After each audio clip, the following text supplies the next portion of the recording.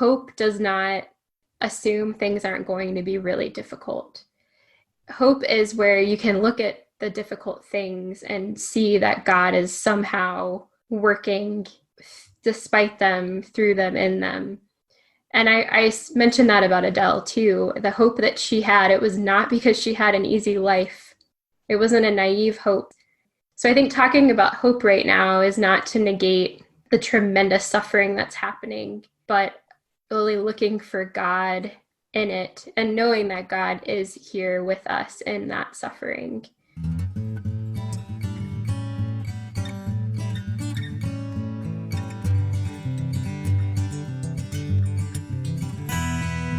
Hi, and welcome to Sharing Our Marianist Stories. I'm very excited about this interview because I will be interviewing Sister Gabby about a paper she wrote for the NACMS website. But first, we have a little bit of a caveat. This may sound different to you. We are using Zoom rather than our normal podcast tools. If you listen to podcasts, you're hearing this a lot. So if you notice a difference in the sound quality, it's because we're using a different tool. So Sister Gabby, would you first tell us the name of your essay and then what inspired you to write it? Well, to be perfectly honest, I don't have the essay pulled up before me, so I don't remember what my title was that I specified, but do you have it right in front of you? I do. Can I read it then? Yeah, please do. Okay, no problem. Living in a time of crisis, it's in our Marianist DNA. And the subtitle, What Can We Learn from Our Founders and Their Time About How to Keep the Faith, Maintain Our Hope, and Grow in Love in a Time of Pandemic and Distancing from Community. Tell me why you were struck to even write this. Well, people listening might not know that part of my job at NACMS is not just like some programming and doing some of the work with you on this podcast, but also doing research into the charism and Marianist history. So I've spent a lot of this year reading and learning about Marianist history, especially about Mother Adele, but Marianist history in general. And I'm often struck by just how difficult their lives were. People listening might not know much about the French Revolution. I certainly did not before I met the Marianists. And the more I learned, the more I'm like, oh my gosh, it was so hard to live during that time. There was so much violence and there was so much hatred towards the Catholic Church, towards priests, towards people in, towards the nobility and the monarchy, and then vice versa from people in the upper parts of society towards the peasants. Like it was a terrible time to live in, and somehow our Marianist family came out of all of this turmoil and this violence. And so I thought it was important when the pandemic started and when we started getting a sense of just how huge of a problem it is, I just began to reflect more on the experience of our founders. And I feel like I personally draw a lot of inspiration from them for how to cope with this time. And I wanted to share some of that with people, and hopefully it will help them and maybe learn more about our Marianist history and our call as Marianists. What I like about the essay is, NACMS is known for keeping our history, sharing history, but we always try to keep and make the family stories relevant, particularly of the founders. I've been working at NACMS for 15 years, and there's been several times I'm like, wow, we can use the founders' lives as, there's a parallel here, we can be inspired. But I really feel like this is particularly a time there's so many parallels and so much relevancy. So can you tell a couple of the things that you've been reading about that make you feel like this particular time in our history is so much relatable to the times of the founders? Yeah. So one of the things that I have been researching a lot this past year is the experience of the lay faithful during the French Revolution, particularly women. So, what was it like to be a Catholic, just like a regular Catholic during the French Revolution in the midst of the violence and whatnot? And one of the things that I learned, our common narrative as a church or in church history or even secular history is that the Catholic Church came back after the revolution because of these great priests and religious who built it from scratch, basically. Now, there were some astounding priests and religious who helped rebuild the church. But what I think historians are discovering is that there were, in this time when the church went underground, regular people kept the faith alive. So after several years of the French Revolution, there could be no public masses. For almost a decade, people couldn't gather in many parts of the country for mass, and priests went into hiding and whatnot. And so lay people, especially lay women, said, okay, well, we can't have mass, but we know the rosary. So we're going to gather in somebody's house with our children, and we're going to pray the rosary. And we're going to tell the lives of the saints that we know. And we're going to tell Bible stories that we remember. So you have a whole generation of Catholics who their first experience of faith was in their home, sitting on their mother's laps, learning about Jesus and Mary and the saints. That parallel, it is eerie, how similar that is to our time right now. We can't have public masses. And so people, they're leaning on their own families, their own sense of the faith or what they do know to keep that faith alive.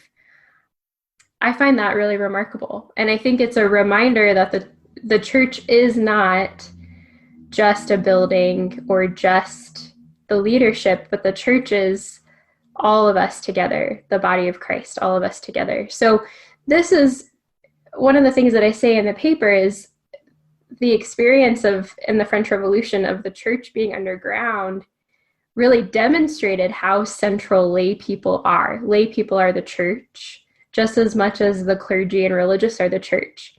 So looking back at that, it's no wonder that Father Chaminade, when he came back from exile, the first thing he did was gather lay people together for the Bordeaux Sodality. He saw firsthand how important it is that lay people take ownership of their faith. I think a really important person in that mix as well is Marie-Thérèse de Lamoureux. She was a lay woman who, in the absence of priests, was like, okay, I know a good bit of the catechism, so come on over, we're going to learn about the catechism. I know some priests who are hiding. I'm going to do the best that I can to help get them connected with people who need the sacraments. We'll have secret masses when we can. So I think there's so much inspiration we can draw from that, but just remembering that that's part of who we are. That's part of our family history. I would like to read this quote from Father Chaminade that he wrote to Marie-Thérèse. It could have been written today. What is a faithful soul to do in the chaos of events which seem to swallow it up? Sustain itself calmly by that faith which assures us that all things work together unto good for those who love God. And that quote it's so hopeful. It's so faithful because things can just seem bleak. So I thought that was a great choice of quotes. That's one of my favorite quotes from Father Chaminade. And that when I was looking at Chaminade and Adele and Marie Therese in this article, I sort of I felt compelled to ascribe a certain theological virtue to each of them. And for Chaminade, it was really faith. He talked about that all throughout his life. And I think you see it in that quote. And what's so important about that quote, and you said it, and I'm going to re-emphasize it, is he wrote that to Marie Therese just as he was leaving France to go to Spain to be in exile. And he was fleeing death. His name was on the list. If he had been caught, he would probably have been killed. And he didn't know how long he was going to be in exile.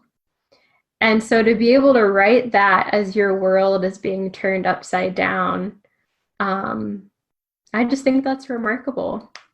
And in our time right now, we have a different kind of exile. We're exiled in our homes. So it's not quite the same, but it is a major disruption to our lives. And it's also not an exact parallel, but we are hiding from death. I mean, Yeah. we get this and pass it. We could die ourselves. Or we're starting to know more and more people who have died. I mean, this isn't light. But I don't want to forget Adele. So I'd like you to talk about her. So much of her life, she was ill, and she dealt with so much illness within the sisters. So even something as black and white as that is relevant. But then again, just her whole attitude. So why don't you talk about that a little bit? You know, when I was looking at the founders and thinking about just parallels to our time, when I looked at Adele, I mean, her story is different than Chaminade and Marie Therese's because she doesn't come into contact with them until like 1809 or something like that. So well after the French Revolution. She was born a month before the Bastille prison was destroyed, which was like sort of the beginning of at least sort of the more violent part of the French Revolution. So she didn't know a time before the revolution. Her childhood was marked by this chaos and this turmoil and this violence. She also went into exile. So her experience was a little bit different. She was one of those children who grew up in the faith on her mother's lap, praying the rosary, learning about the saints, not making her first communion until she was almost a teenager. So when I looked at her whole life, the biggest parallel that I saw was her struggle with illness. I don't put this in the article, but her first kind of touch with illness, I think it was when she was around 18 or 19 years old. She talks about having a really serious illness that we don't know what it was, but she was sick for several months. And she describes herself as being, possibly having been near death.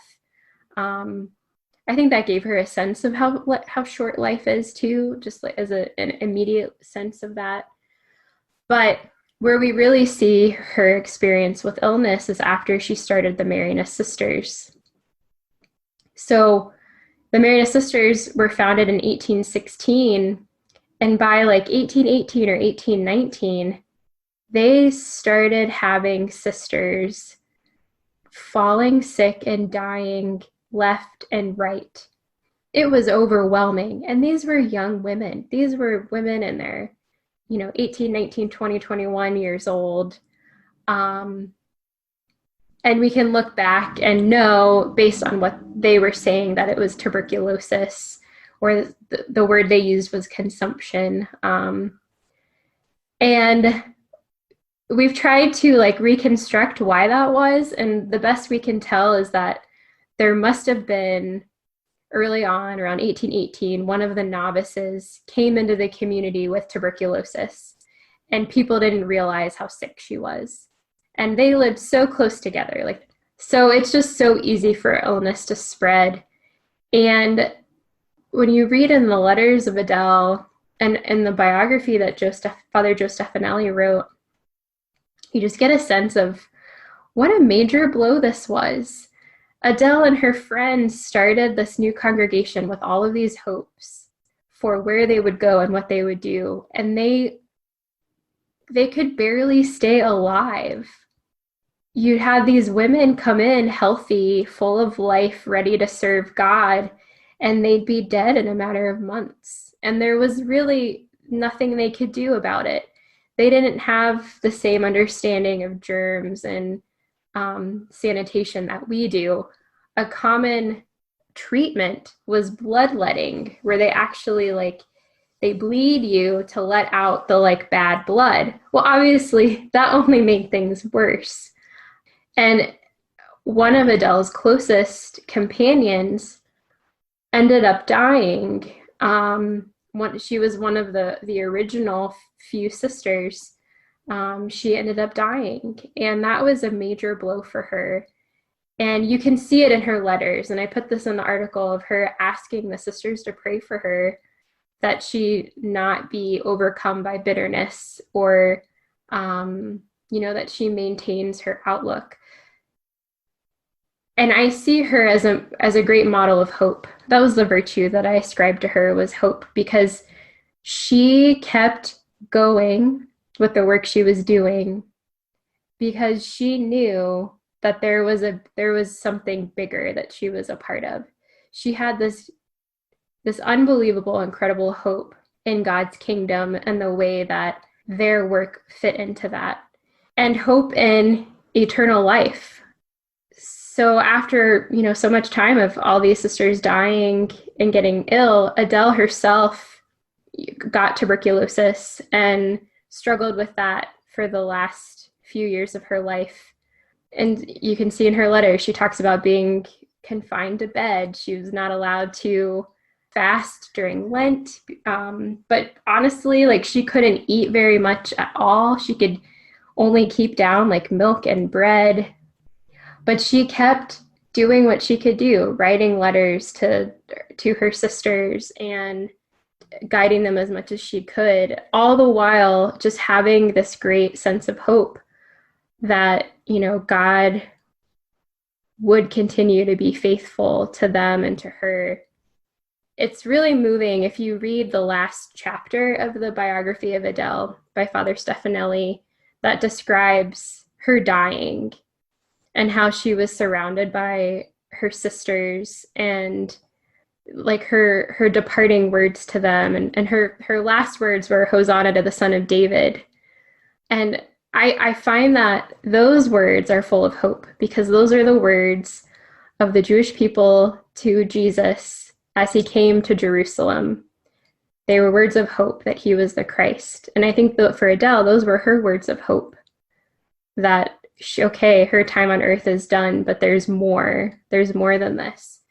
So I think it's a really important perspective for us that in our modern lives, in the Western world, developed countries, we can not think about death. That we can go about our daily lives and death doesn't seem very close to us. For Adele, and even for the other founders too, it was a daily reality. And you see, they talk about death all the time. Every new year, Adele writes, maybe we won't live to see the next new year. They were always acutely aware that their time on earth could be short. And Adele's was. She died at 38. She died well before Chaminade and Marie-Therese did. So I think how she faced her own death and how she faced the deaths of her sisters, the courage that she had and the hope that she had, I think there's so much we can learn from that at this time especially. There's one other thing I just want to say about hope. I've been thinking a lot, and we've been talking in our community a little bit too, about the difference between hope and optimism. I think hope is reality based. Hope does not assume things aren't going to be really difficult. It's like hope is where you can look at the difficult things and see that God is somehow working despite them, through them, in them. And I mentioned that about Adele too. The hope that she had, it was not because she had an easy life.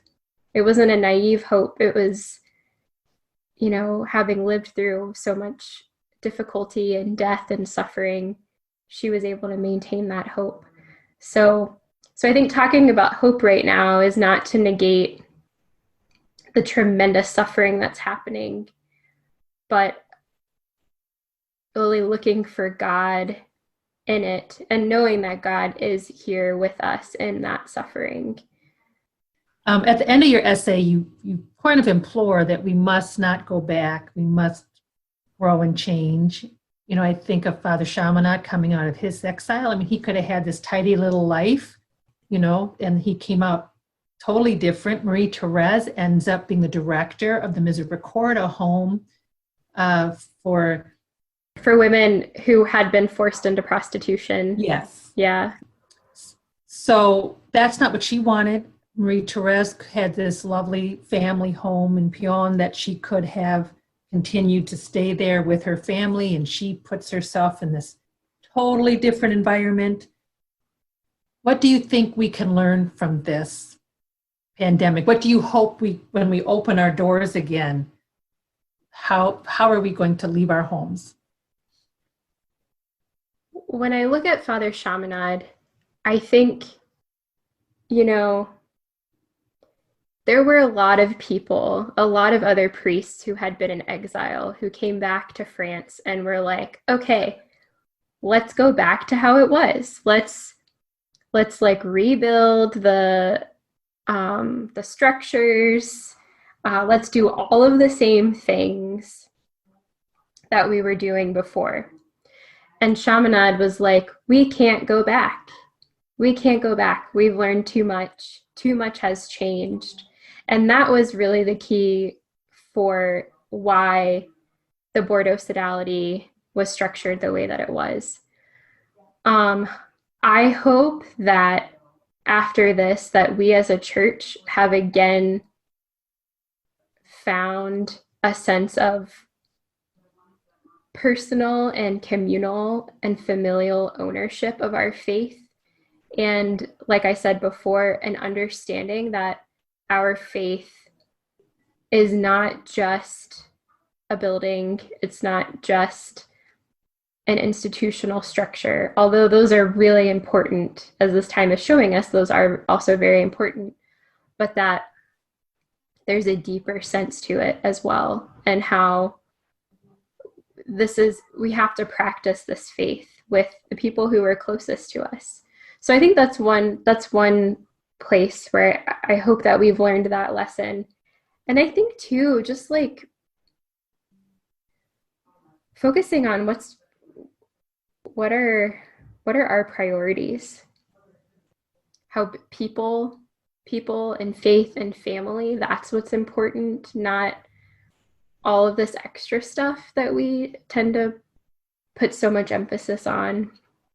I think about art and about beauty and about music and how those have just become so much more important at this time. It's almost like it's like a nourishment that we tend to not focus on or think about as much or acknowledge their importance. I think those are some of the things, but I don't know. What about you, Patty? What do you think? I can say, as long no one I know is sick, no one I know in my immediate circumstances have lost their job. We all have health insurance. I know that, but different people are having different experiences. So from my place right now today, which could change tomorrow for anybody, my caveat is my family has it as good as it can. So this simplicity, I'm enjoying the simplicity of life. And the longer we're living this simplicity, I hope we come up thinking, don't need that. What are, as you're saying, what are our priorities? The earth is like healing itself in this short time, that we're not flying all over and driving all over. So I hope we keep we're narrowing down what's most important in our life, and that we raise those up and don't let it get overcrowded. And even when Chaminade came back, he did say things are going to change, but he stuck, he didn't say, but I'm redoing the Catholic Church. I mean, he kept the real core of what the Catholic Church was about. And he just really kept Jesus and Mary at the forefront. Definitely. Yeah. And when I think too about Father Chaminade coming back from exile, it was sort of like, okay, this is a new time, but also let's get back to the basics. So he wrote a lot about the first Christians and the sodality being like the first Christians. I think that's what we're learning, is back to basics, community, the essence of the faith, yeah, I guess just like getting back to basics, I think is really important.